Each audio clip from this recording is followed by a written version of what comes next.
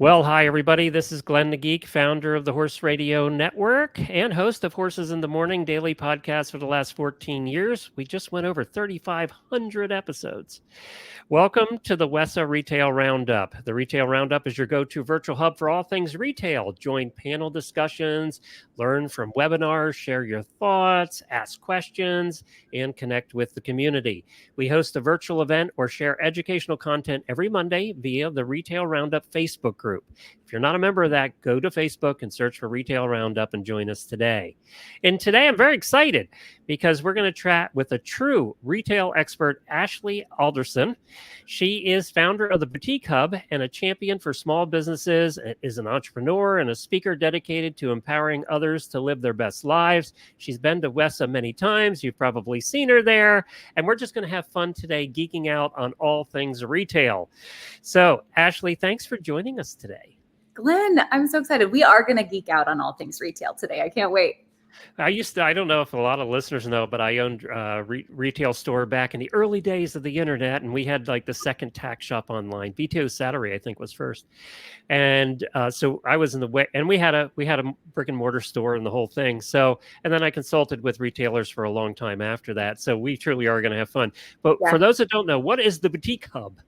Oh, love to answer this question. So the Boutique Hub, when I think of a boutique, I think of an independent retailer. And you're an independent mom and pop business, whether you're online or you're brick and mortar. I don't care if it's tack or kids' clothes or beauty products. I think a boutique can mean a lot of things, and they're really special in today's day and age. So the Boutique Hub, our mission is to be the central connection point for the global boutique industry. So everything a small business owner could need under one roof. And that's our membership, our podcast, the events that we host. And we really try to focus on three things, Glenn. The first is community. So we connect over 100,000 retailers from around the world, and we kind of group them by what is their niche, what's their experience, how do they sell, and just try to help people get answers to questions on a daily basis and collaborate in community over competition with one another.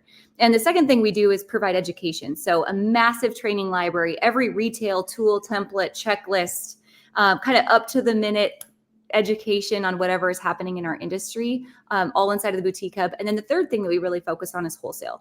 So how do we connect independent retailers with really quality wholesale brands of all types, whether they're connecting in person at a place like WESA or online on a marketplace or inside of our own private Facebook groups at the Boutique Hub. So any tool a retailer could need, we try to bring it in-house at the Boutique Hub and provide it in one place. Where does the cutoff, when do you become not a boutique? That's a good question. Yeah. I think of like chains, for an example. So I think of a chain of boutiques like Apricot Lane. To me, it's still a boutique because there is an independent, curated facet of that. But once you become, I think, a big box retailer, right, with I'll say more than 25 locations, or it's a corporately owned structure with not an independent, locally owned component to it, to me, that's the cutoff. But it's not black and white. I think there's some gray area. I just love to see small business owners that have skin in the game calling the shots. When did you start? When did this start? 11 years ago. Oh, years okay. ago. Yeah. So you were really at the beginning of social media too, really coming to its forefront. Yeah. You know, if I go back to even how the Boutique Hub started, I think all great things happen by accident. This really was not by my design. I'd like to say we all planned this, but we know. Yeah. You know, the idea of like in school when they're like, you need to have a very detailed business plan. Yeah. And this is exactly how it's going to go. That's not how it works. But I grew up in North Dakota, Glenn. So kind of the middle of nowhere, which I wouldn't have any other way. I grew up on a ranch in a very small town, no stoplights, and loved that experience. But also knew that when I traveled outside of that local community, and for me, this is my rodeo background and Western upbringing. When I was traveling across the country, I was finding these cute boutiques at rodeos in Reno or, you know, a downtown on the East Coast. Didn't matter. It was all these places, but I didn't know how to find those things for myself. And so I grew up after college working in economic development, retail, you know, online was still new, social media was still new. And I was kind of in the trenches helping people build businesses for a long time. And then finally I thought, well, I love finding these boutiques all over the world. How do I bring them together in one place so that people like me could shop them? And that was the idea. But what happened by accident was when I brought all these retailers together of all types, I realized it wasn't that they needed a platform for consumers to shop them. They just needed business advice. They had no idea how to use social media that was brand new, or to run Facebook ads that was brand new, or really just how to manage inventory smarter. And so I'm a big, like, it's not what, it's who you know type of person. So I thought I'll bring as many experts together as I can. And if I can't answer a question, I'm going to find somebody else who can. And that's how the Boutique Hub really grew and evolved. It's funny when I do keynote speeches at podcast conferences, the first thing I say every time is it's not who you know, it's who knows you. Oh, I like that. Yeah. So for retailers that are thriving, this is a tough environment. We all know it, right? And those of us that have been around a while have we've seen environments like this before. This is not the first time this has happened. So the ones that are thriving in this environment, what are they doing that the ones that aren't thriving aren't doing? I love this question. So I just thought I'd get right into the hard one right away.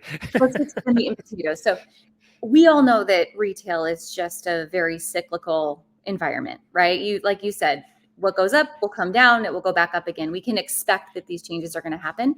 And I think when we're in a cycle like this, the most important thing first that we can focus on is how do we slow down to speed up? Like my parents always said, slow is smooth and smooth is fast. And specifically in rodeo, they would tell me that slow is smooth and smooth is fast. And I think in business, it's the same thing. When we feel like times are tough, oh my gosh, I've got to do more. I've got to speed up. I better try this and this and this. Your heart rate advances and you're breathing shallower, and pretty soon you're not thinking clearly and we're kind of just panicking, which creates fear and tunnel vision, right? But if we can just slow down and go back to the basics and really understand what is working in our business, that's the place to start. And what is working in my viewpoint today, the retailers that I'm seeing, number one is community. So people don't buy the products you're selling, they buy the way you make them feel, right? So how are you actually creating a sense of community in your business where people want to come together, not to be in your space, but also to be in one another's space? And I think that's something that sets independent retail apart from the big box stores. Big box stores don't always give that same emotional experience with a product that an independent retailer can. So events, experiences, having a Facebook group, making sure that you are somehow a face of your business and you're engaging in daily dialogue with your customer. That's what builds community. The second thing I think that's really working right now is really going back to what's curated and unique. And I know, in terms of like equine and Western or English, like we have a very specific customer. And I think it's easy for us to look like one another really quickly. So what makes us different from one another? What can someone find with me that they can't necessarily find with somebody else? So what's the more curated products? I say this a lot in terms of apparel businesses that I work with right now that are battling the idea of Shein and Temu and all of these overseas knockoff sites. Again, it's going back to quality and how am I curating pieces that can't necessarily be knocked off immediately?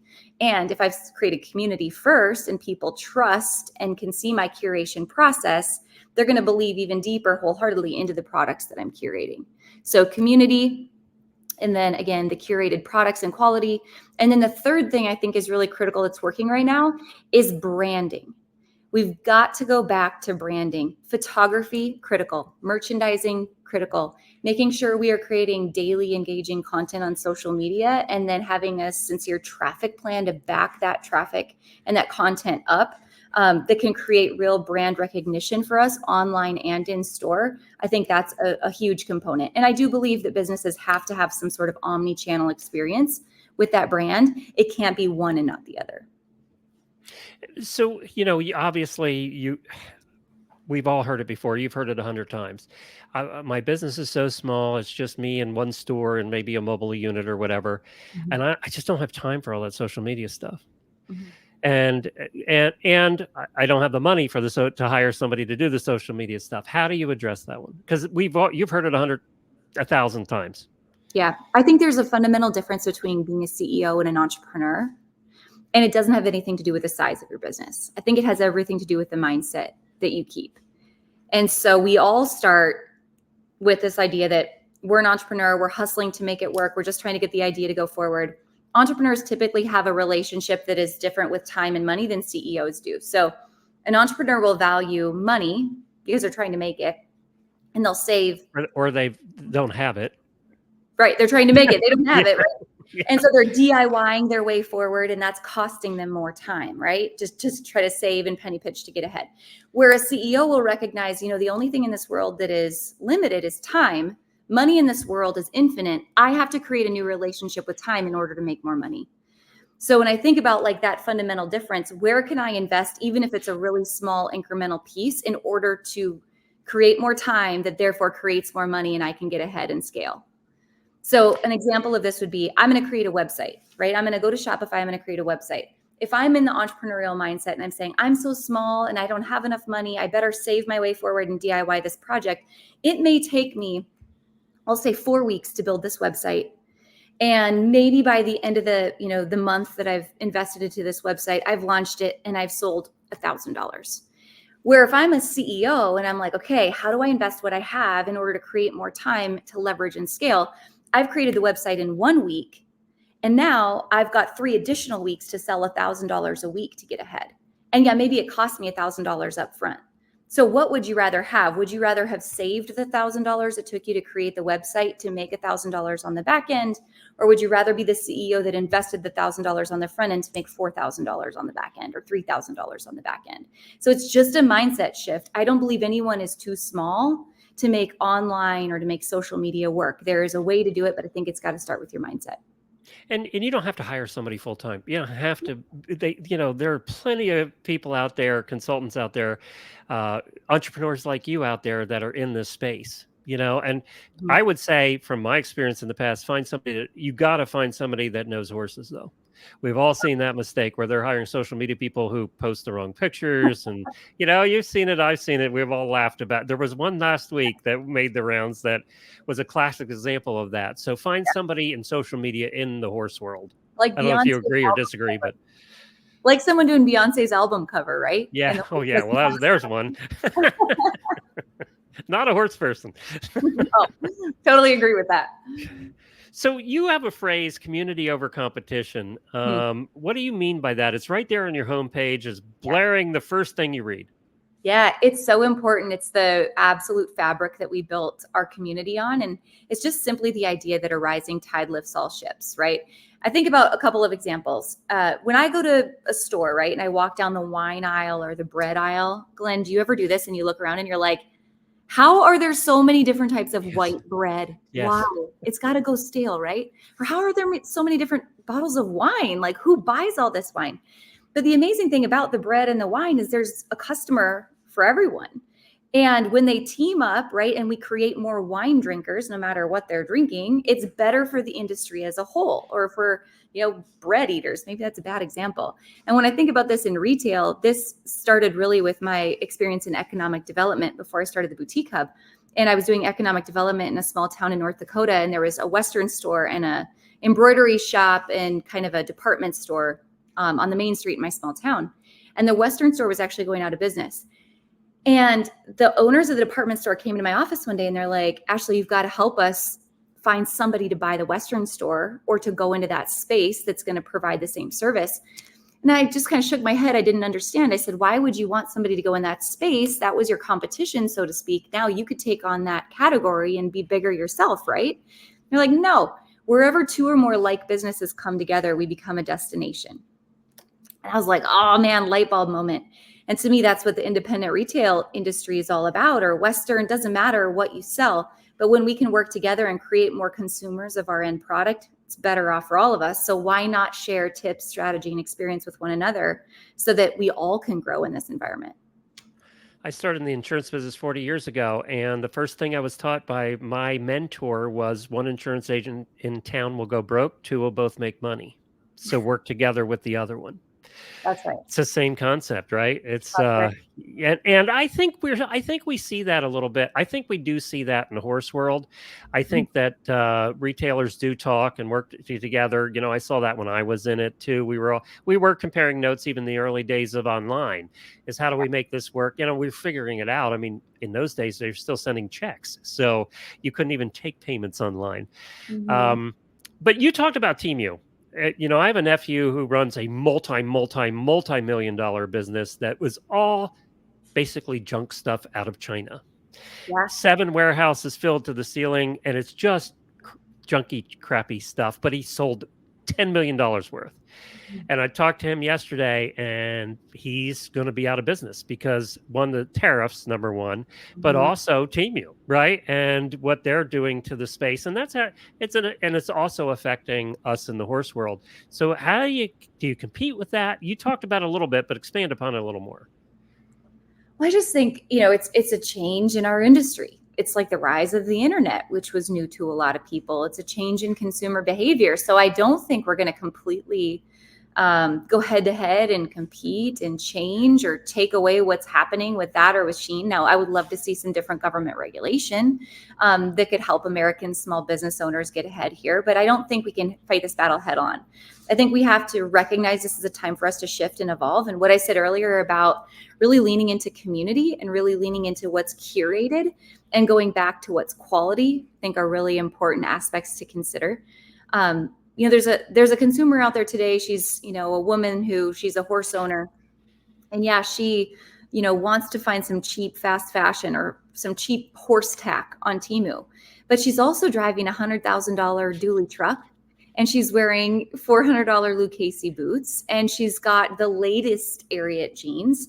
And she's got a very expensive handmade leather handbag. So I think the consumer, yes, they want some of these cheap things, but they still want the quality staple pieces in other areas of their life.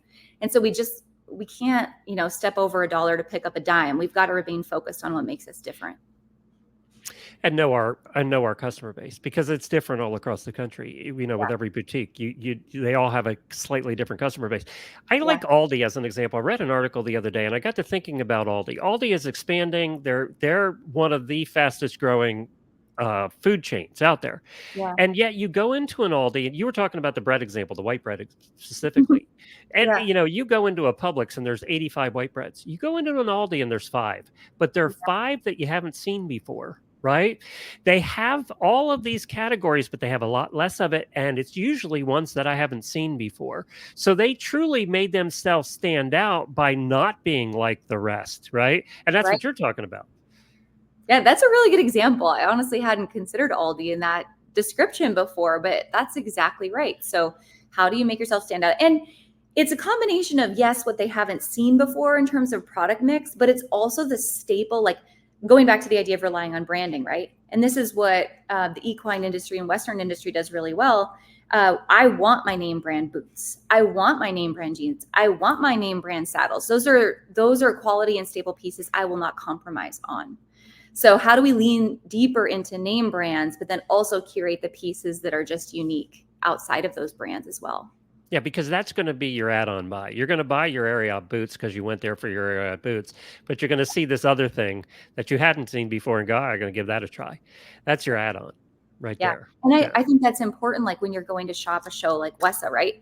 And you're going and you're shopping the vendors in that show, but you're also, when you're in that building, you have so many other opportunities, even, on different floors to explore really unique add-on pieces that you don't always see everywhere else. So capitalize on what's unique in the space you're in.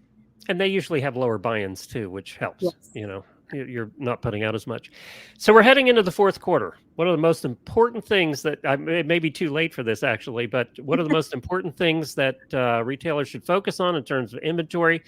I think inventory, probably you're going to have bought most of it by now, or you're going to have ordered most of it by now. But how about marketing and customer engagement?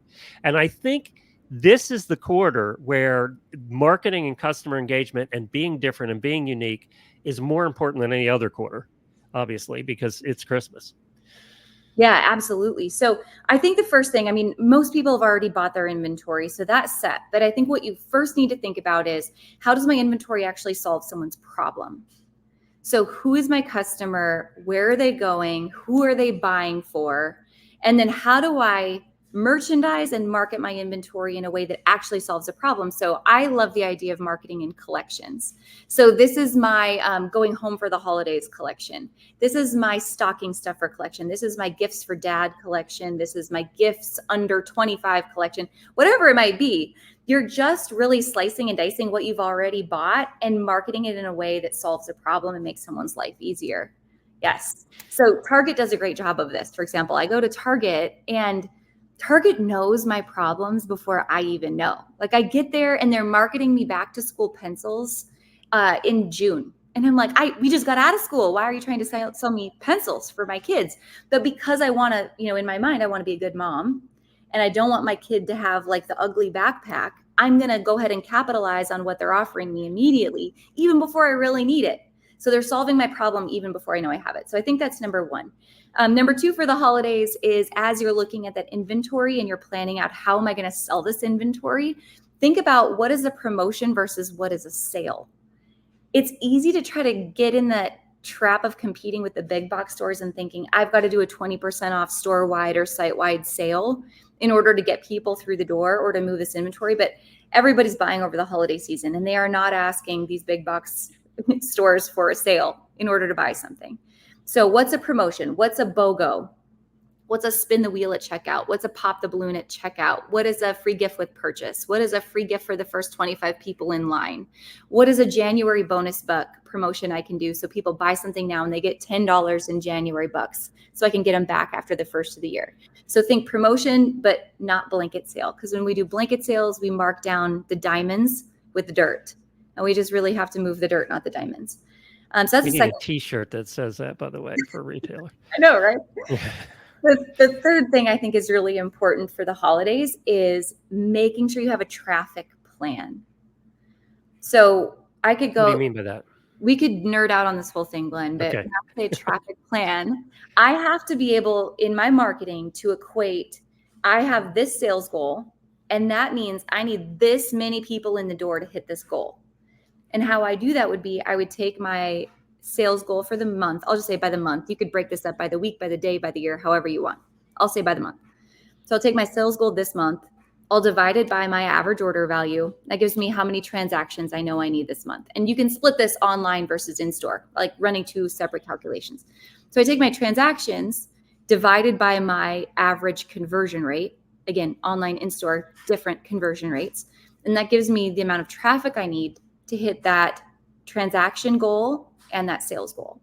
So then when I say, okay, I need this much traffic, then marketing becomes not so subjective. And it tells me, okay, I know if I send this many emails, if I host this many events, if I run Facebook ads, if I run Google local ads, I know that I can get this much traffic to hit the goal. So I think that makes your job easier as a business owner. And if you have someone doing social media or marketing on your team, it makes their job measurable. And then when they come and say, oh, I'm doing such a great job for you, I should get a raise, you can say, okay, well, but did you? Are these metrics being met, right? We're putting out all this social media content. Is it successful and is it worthwhile? A traffic plan would tell me if it is or if it isn't. So I think we need that year round, but it's just really important in the holidays.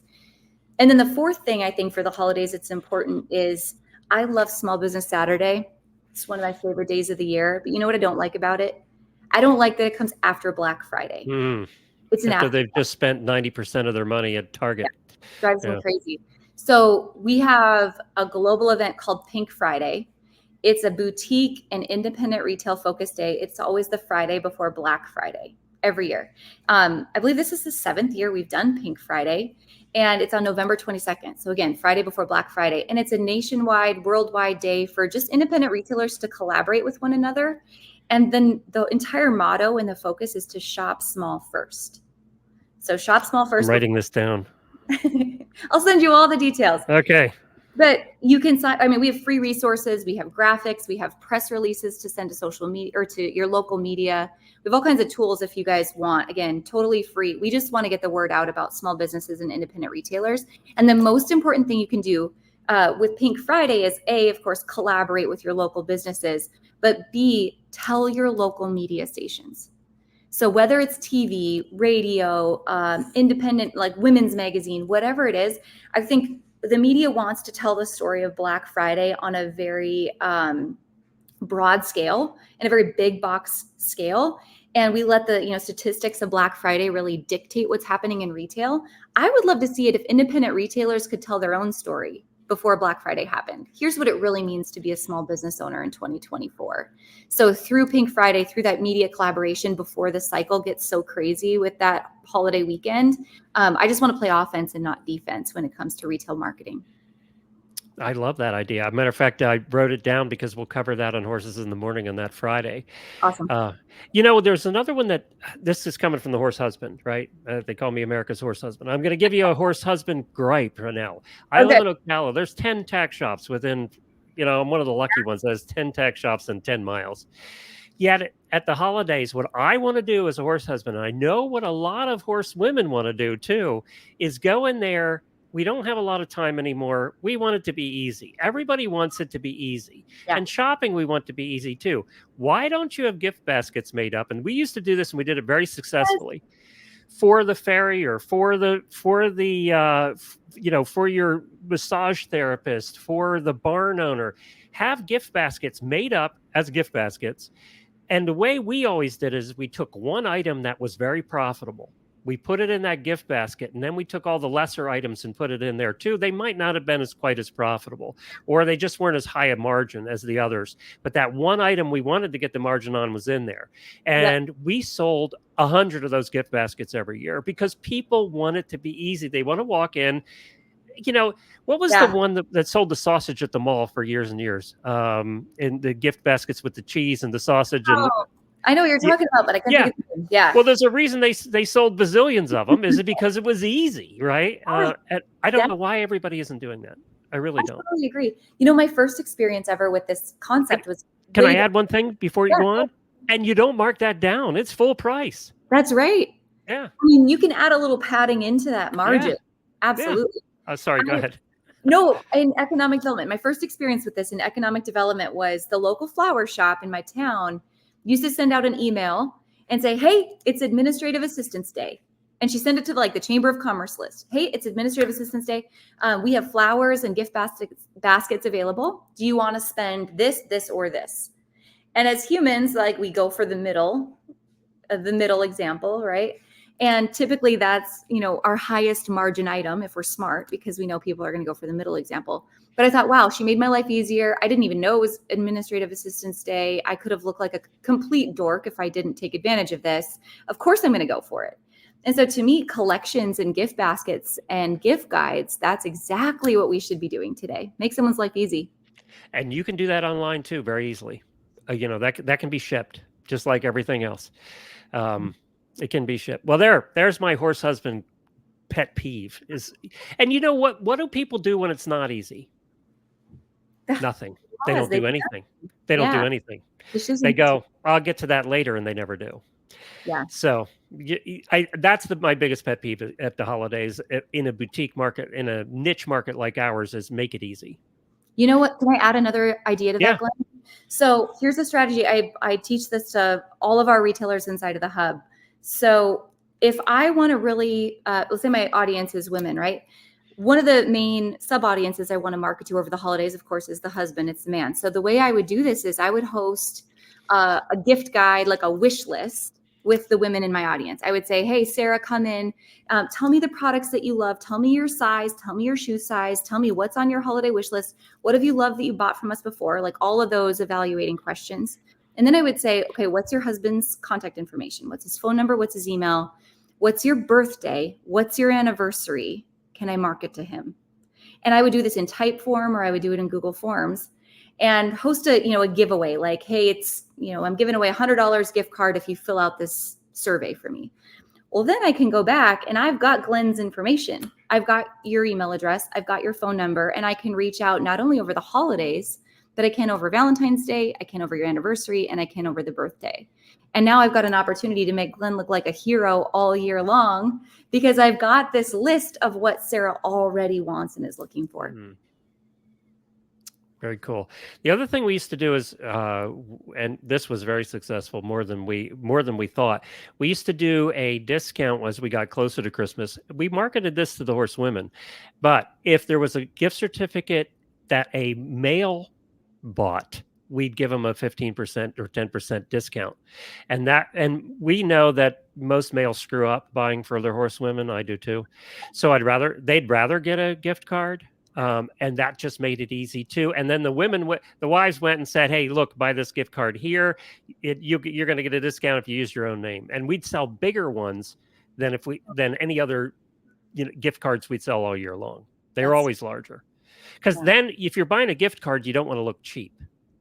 Yes, that is exactly right. That's so True. Yeah. So, so what consumer behavior trends are you currently seeing in the retail industry, particularly for boutiques, niche markets, Western apparel, things like that? Yeah, well, I mean, I think we kind of hit on it a little bit ago, and that's just, we saw in 2021 and 2022, especially like post stimulus money, right? We just saw this massive increase in discretionary spending. People were buying on wants more than they were on needs. And now we're just seeing the consumer, take a little bit longer to make that choice. Where they were, buying 2 or 3 things, they've slimmed it down to 1 or 2 things, or they're waiting a little bit longer to make that initial purchase, but they're buying higher priced, higher quality items versus the lower quality items they know that they're going to burn through rather quickly. So on a scale, the boutiques that we see that have been selling lower end items primarily, those tend to be the ones we see struggling a little bit more. But the retailers that have a better mix of high and low, but do have some of those higher end, more expensive brand name products, we're seeing them really have a very steady flow of traffic and still have that demand. But it's got to be a mix. Like you said, you talked about the add-on sale earlier. We've got to have the brand name and the quality piece, but we still have to have some of those lower, faster pieces to mix in there so that we can still have some of that impulse purchase along the way. So, right now with what you're seeing, we're seeing, you take a look at restaurant chains and any other chain, you're seeing stores closing, and these are the large, conglomerates that are closing stores like the CVS's and the Walgreens of the world, right? Are you seeing a decrease in boutiques? Is it staying about the same? I mean, we always see them come and go. We have for the last 100 years, right? What trend are you seeing there? And are the ones that are staying, are they doing something different? Are they picking up the slack?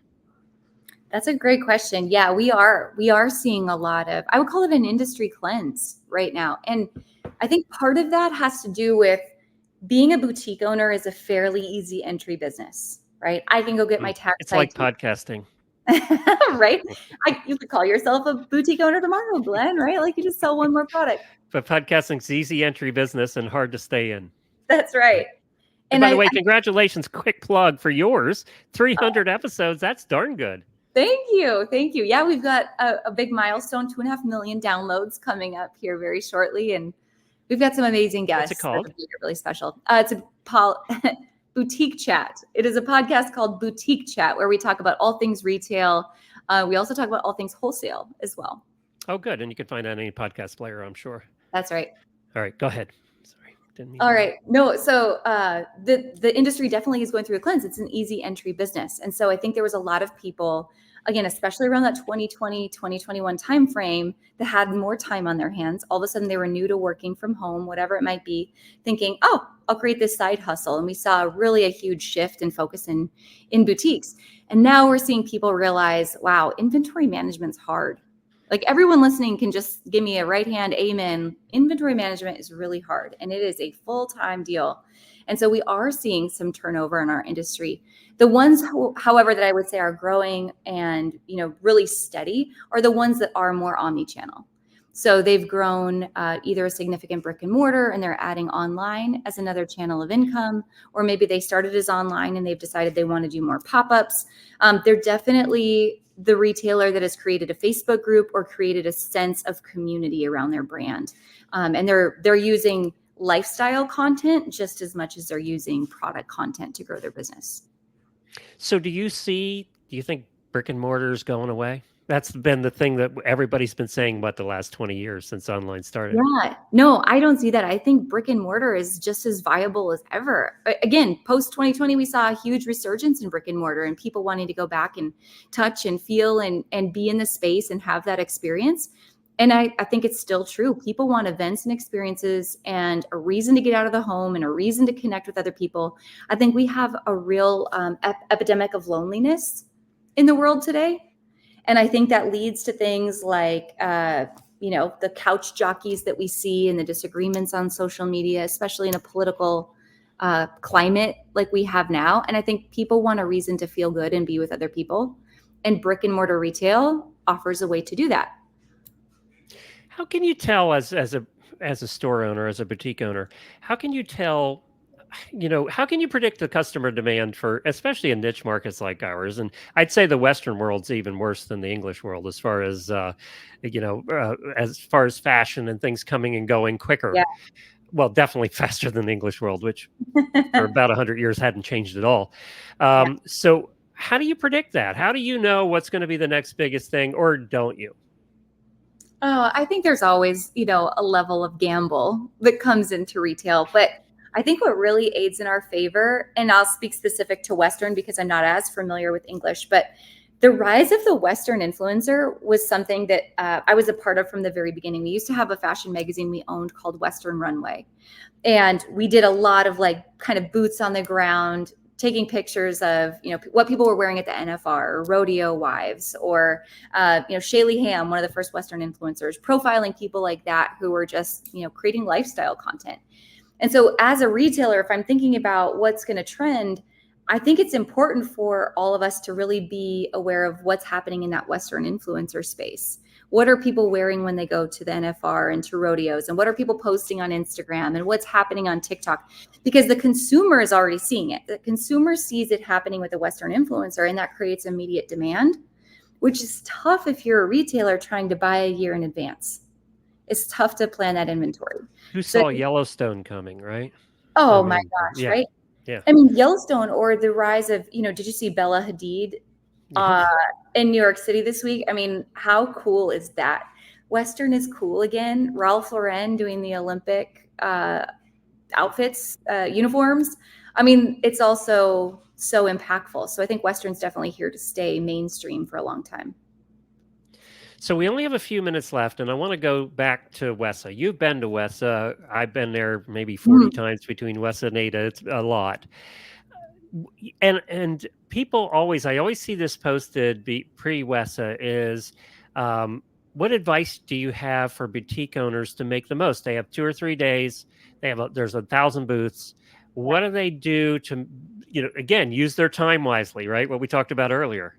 Do you have advice for that on going to the trade show and using that time wisely? Yeah, absolutely. So again, I think the in-person trade show experience is not going anywhere, just like brick and mortar is not going anywhere. I hope not. Yeah, no, it's not. People still need to come. Retailers still need to come and touch and feel and experience, goods in person. And yes, there is going to be a lot of online supplementation throughout the year, but that doesn't replace that in-person experience. So I think it's always still worthwhile to go. I think in order to make the most of the experience, though, a couple things have to happen. First, you've got to really have a great inventory plan before you get there. So how are you tracking your current inventory performance? How do you have an up-to-date point of sale system? Let's go all the way back to that. Does your point of sale system allow for tracking of sales by category, tracking of markdowns, tracking of overall margin, tracking of return? What is your bread and butter in your business? And are you prepared to go back and buy in the correct categories? So having a buying plan is important. There's so many great consultants out there. Management One, I'll give them a shout out. Like there's so many great people who can help you plan your inventory smart. So come with a plan. And then I think when you get to the show, a couple things. I would not feel pressure to place your orders on day one. I think day one for me, you could use it in two different strategies. Either day one, you knock out the vendors you need to see and you already have a planned order with. Like I know I'm going to go see Ariat. I know I'm going to go see, Resistol, whatever it might be. So I could knock out those orders. Or if I'm new, I could use day one just to get the lay of the land. Go around, touch, feel, take photos, write down vendors, get cards, get line sheets. And then on day two is the time, if I took day one just to experience, then on day two, I can place those key orders, but know that I have homework with these vendors that I want to follow up with after the show. Or if you're somebody who on day one places all your big brand orders, day two is simply for discovery, for walking the rest of the show. And again, touching, feeling, taking photos, and getting some inspiration. But I just wouldn't feel pressure that you have to spend every open to buy dollar that you have immediately while you're at the show. Use it to network, use it to build partnerships, use it to get to know brands that you also want to follow up with after the show's over. And no matter what business we're in, it's still relationships, right? It's a relationship business. And those relationships today, people that we met 40 trade shows ago are still some of our best friends today. And they were vendors back then, and they're retired now. It's just, the relationships that you build are going to be the thing that carry you forward. And they're going to be the people that help you out when you need help, or tell you first when there's a new product coming out. They contact you first. It's so important with any business, your relationship with your customer, but also your relationship with your vendor. Ultimately, we're all just in the people business. That's it. That's Sales it. is people. It's just people. It's just solving people's problems. That's all it is. That's one thing that hasn't changed in 40 years. Sales is still just a relationship business. It has never changed. It's building a relationship so they trust you and they want to buy from you. That's it. That's right. In your case, as a podcaster, we say they come for the content, but they stay for the host. If they don't like you as a host, they're not hanging around. They're the only think about podcasts or even media that you consume. You're going for the content, but you're only hanging around if you like the people giving you the content. That is so true. That's true of the store you walk into. If you just happen to have that one employee working that day that's in a bad mood, and that guy comes, or male or female, comes in for the first time and they have a bad experience, they came for the content for your store, for the buying something, but they're not coming back because they didn't like you. That's so important in boutique. That's the only thing you have right now. That's what you have. You have selection, you have everything else, but they're coming back because they like you. Because they can buy all that other stuff somewhere else, right? But they can't buy you somewhere else. That is the name of the game. They can go online, they can go to Shein, they can go to Temu, they can go to any big box store they want. But again, people don't remember the products they bought from you. They remember the way that you made them feel. Exactly. And they remember you. I think we have a little bit of an inferiority complex sometimes as boutique owners because we think it is the product. We like to throw it on the product because that's less pressure than it being on us, right? Psychologically, it's less pressure. So psychologically, we can handle it more. Yeah. But no, they're coming back because they like you. That's so true. Why. And you know what else, Glenn? It's not even that they want you to be perfect. I think there's pressure and they like me. Oh my gosh, I have to live up to this idea of who they think I should be. But I think people just want to know that you're real and relatable, just like you to be human. Yeah. So when I think about they don't want perfect, actually, because they can't relate to that. Nobody can relate to that. No. And you know who does this better than anyone? Gen Z. Our youngest demographic right now that are now consumers, they do it better than anyone. They rely on apps like Be Real or TikTok or Snapchat, where it's instant, it's unfiltered, it's in the moment. They want the real raw stuff. They did not grow up with beautiful Instagrams or, being new to social media and feeling like I have to have this all together before I put it out in the world. They just want to know real, raw, in the moment what's happening. So I think that's important that every retailer, whether you're new to social media or you've been around for a while, ditch the perfection, just get the content out there and get your personal lifestyle content out there as well. What's happening in your life on a daily basis is just as important as what's happening in the store. They come for the content, they stay for the host. It's the same in the store. So where can people find you? Where can they find all your stuff? Well, if you love podcasts, which you're here, and I know you guys do, if you love this type of content, join me on Boutique Chat. That's our own podcast. Otherwise, if you're information or looking for information on the education and the community and all the things we do, it's theboutiquehub.com. Our membership is really where we put all of our time, energy, and focus in connecting retailers from around the world. So that's the best bet to really work with the Boutique Hub. Otherwise, we do have a showroom in Dallas Market. We are on the 13th floor. We're at every market. We'll be at WESA. So come and see us in person too if you have a chance. It's a lonely business. Having friends in the business and people you can communicate with and people you can ask questions to, like you do, is so important because otherwise it's a lonely business. Absolutely. Yeah. Well, thank you for joining us today on WESA's Retail Roundup. If you missed part of this, it'll also be available on the podcast. Search Wisdom by WESA. I'll have that out by tomorrow morning on your podcast player. And you can catch all the other episodes we put out there as well. On the WESA Trade Show YouTube channel, this will be available there too. And also the WESA website, wesatradeshow.com. The next Retail Roundup will be on the 23rd. So that's next week at 2 p.m. Actually, this one's at 12 p.m. Eastern Standard Time. And we're returning guest Barbara Wald is going to be on to join us again. So you can find that. Just go to Retail Roundup on our Facebook group and you'll find all the details there. And of course, you can find me at Horses in the Morning, one of the longest running daily podcasts in the world. And we just have fun every day talking about horses and meeting cool people and just having a lot of fun. So you can join me there. Just search for Horses in the Morning on any podcast player. And that's it for today. Thank you so much for joining us. We really appreciate it, Ashley. Love being here, Glenn. Thanks so much.